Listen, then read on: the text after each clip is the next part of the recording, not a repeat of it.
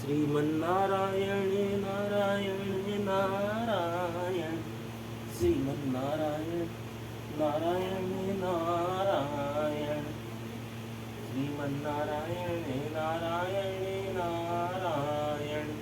Hello दोस्तों, कैसे हो आप सब। आशा करता हूँ आप सब अच्छे और स्वस्थ होंगे। हम भी अच्छे और स्वस्थ हैं। सभी दोस्तों को नारायण नारायण नारायण। आज हम आपको महाशिव पुराण का अगला अध्याय सुनाएंगे। कृपया हमारे वीडियो को ज़्यादा से ज़्यादा लाइक कीजिए, शेयर कीजिए और सब्सक्राइब कीजिए। चलो अब हम शुरू करते हैं। जय हो ब्रह्मा विष्णु महेश, आपकी सदा ही जय जय होवे।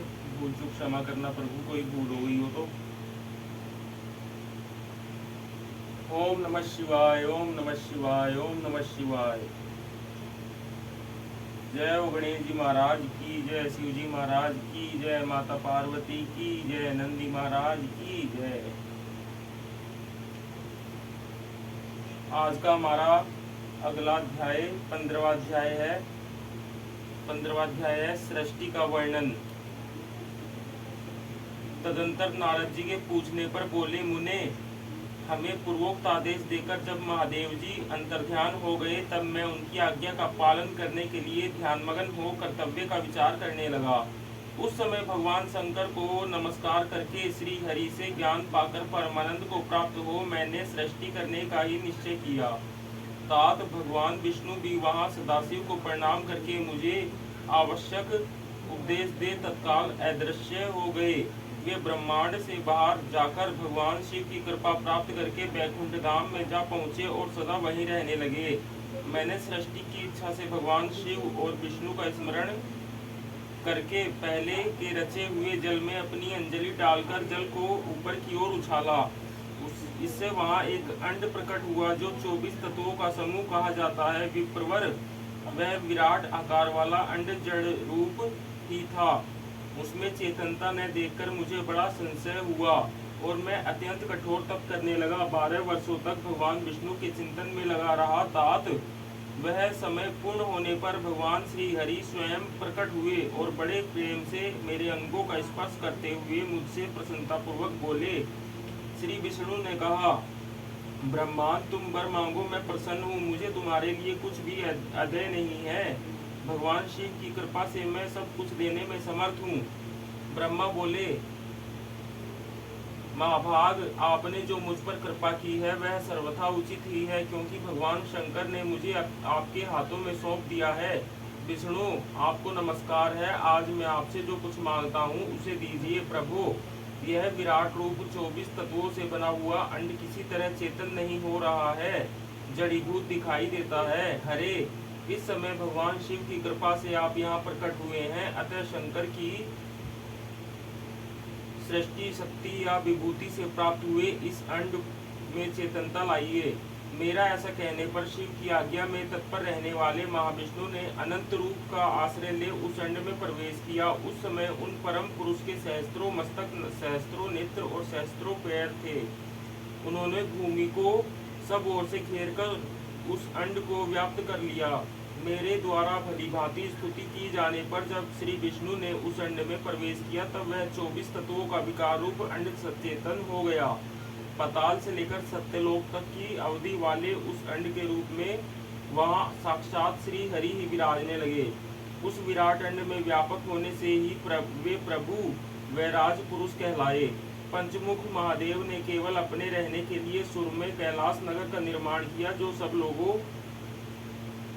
सब लोगों से ऊपर सुशोभित होता है। देवर से संपूर्ण ब्रह्मांड का नाश हो जाने पर भी बैकुंठ और कैलाश, इन दो धामों का यहाँ कभी नाश नहीं होता। मुनि श्रेष्ठ मैं सत्यलोक का आश्रय लेकर रहता हूँ। तात महादेव जी की आज्ञा से ही मुझ में सृष्टि रचने की इच्छा उत्पन्न हुई है। बेटा जब मैं सृष्टि की इच्छा से चिंतन करने लगा, उस समय पहले मुझसे अनजान में ही पापूर्ण तमोगुणी सृष्टि का प्रादुर्भाव हुआ, जिसे अविधा पंचक अथवा पंचपर्वा अविधा कहते हैं। तदंतर प्रसन्नचित होकर शंभु की आज्ञा से मैं पुनः अनासक्त भाव से सृष्टि का चिंतन करने लगा। उस समय मेरे द्वारा स्थावर संज्ञक वृक्ष आदि की सृष्टि हुई, जिसे मुख्य सर्ग कहते हैं।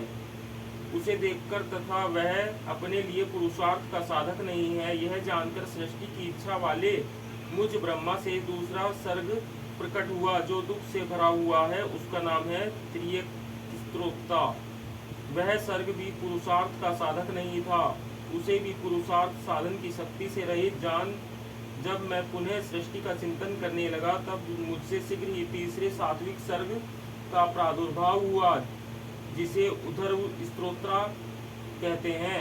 यह देवसर्ग के नाम से विख्यात हुआ। देवसर्ग सत्यवादी तथा अत्यंत सुखदायक है। उसे भी पुरुषार्थ साधन की रुचि एवं अधिकार से रहित मानकर मैंने अन्य सर्ग के लिए अपने स्वामी श्री शिव का चिंतन आरंभ किया। तब भगवान शंकर की आज्ञा से एक रजोगुणी सृष्टि का प्रादुर्भाव हुआ, जिसे अर्वाक्स्त्रोता कहा गया है। इस सर्ग के प्राणी मनुष्य हैं जो पुरुषार्थ साधन के उच्च अधिकारी हैं। तदंतर महादेव जी की आज्ञा से भूत आदि की सृष्टि हुई। इस प्रकार मैंने 5 तरह की वेकर्त सृष्टि का वर्णन किया है।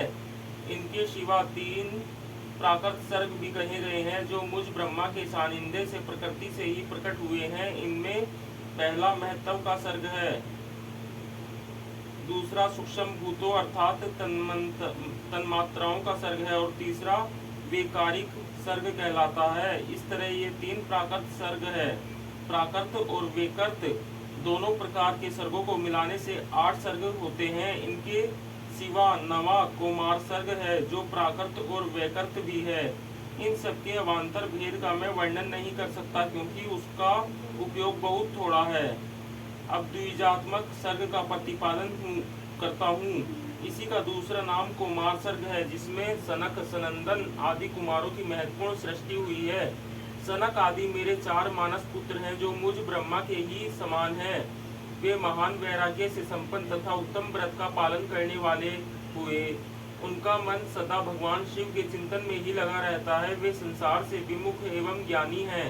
उन्होंने मेरे आदेश देने पर भी सृष्टि के कार्य में मन नहीं लगाया। मुनिश्रेष्ठ नारद सनकादिक कुमारों के दिए हुए नकारात्मक उत्तर को सुनकर मैंने बड़ा भयंकर क्रोध प्रकट किया।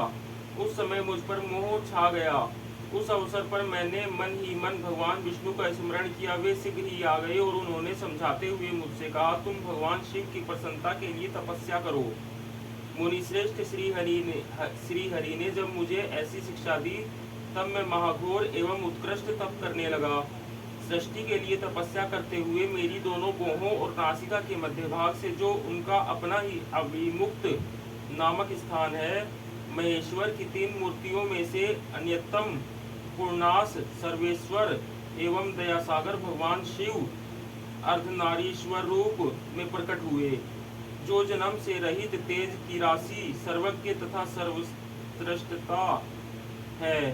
उन नील लोहित नामधारी साक्षात उमा बल्लभ शंकर को सामने देख बड़ी भक्ति से मस्तक झुका उनकी स्तुति करके मैं बड़ा प्रसन्न हुआ और उन देवेश्वर से बोला, प्रभो आप भांति भांति के जीवों की सृष्टि कीजिए। मेरी यह बात सुनकर उन देवादिदेव महेश्वर रुद्र ने अपने ही समान बहुत से रुद्रगणों की सृष्टि की। तब मैंने अपने स्वामी महेश्वर महारुद्र से फिर कहा, देव आप ऐसे जीवों की सृष्टि कीजिए जो जन्म और मृत्यु के भय से युक्त हों। मुनिश्रेष्ठ मेरी ऐसी बात सुनकर करुणा सागर महादेव जी हंस पड़े और तत्काल इस प्रकार बोले। महादेव जी ने कहा, विधाता है, मैं जन्म और मृत्यु के भय से युक्त अशोभन जीवों की सृष्टि नहीं करूंगा, क्योंकि वे कर्मों के अधीन हो दुख के समुद्र में डूबे रहेंगे। मैं तो दुख के सागर में डूबे हुए उन जीवों का उद्धार मात्र करूंगा। गुरु का स्वरूप धारण करके उत्तम ज्ञान प्रदान कर उन सबको संसार सागर से पार करूंगा। प्रजापते, दुख में डूबे हुए सारे जीव की सृष्टि तो तुम ही करो मेरी आज्ञा से। इस कार्य में प्रवृत्त होने के कारण तुम्हें माया नहीं बांध सकेगी। मुझसे ऐसा कहकर श्रीमान भगवान नीलोहित महादेव मेरे देखते देखते अपने पार्षदों के साथ वहां से तत्काल तिरोहित हो गए। ओम नमः शिवाय, ओम नमः शिवाय, ओम नमः शिवाय। दोस्तों आज के लिए इतना ही। सभी को नारायण नारायण नारायण।